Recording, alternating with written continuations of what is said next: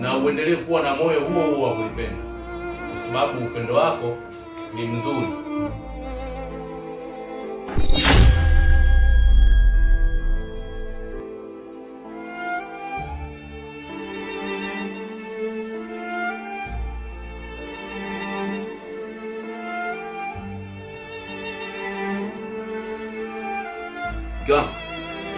Mke hii juisi umetengeneza na matunda gani? Kwa kweli mke wangu, Mungu amenipa mwanamke mzuri sana, mwanamke mwenye upendo, mwanamke anaojali. Unajua, nilipopata ulemavu wa kipofu nikajua hutakuja kunipenda, nikajua hutakuja kunipenda tena, utaniacha mwenyewe, nitaishi mwenyewe.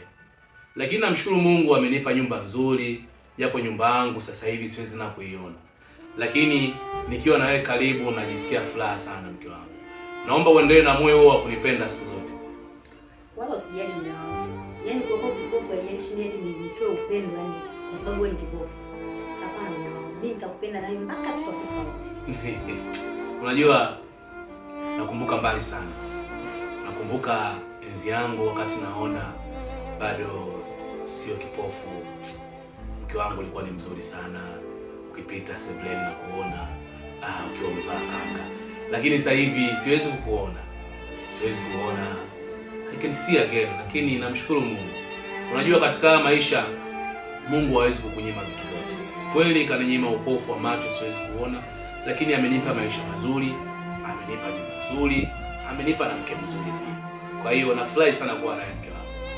Mimi mwenyewe pia nafurahi sana kuwa naye. Asante sana mke wangu. Unajua, kwenye haya maisha siku zote upendo ndio kila kitu. Upendo unakufanya uweze kufika mbali. Upendo unakufanya uweze kuishi vizuri.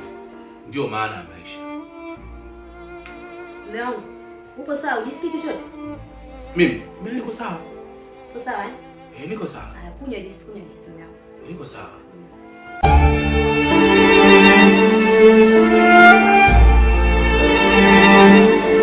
Vipi?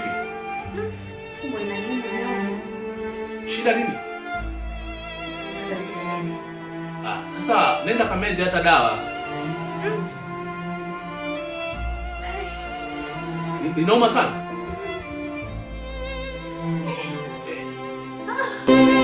Inauma sana. Mke wangu. Mke wangu, shida nini? Nini shida? Mke wangu. Mke wangu. Mke wangu. My wife. My wife.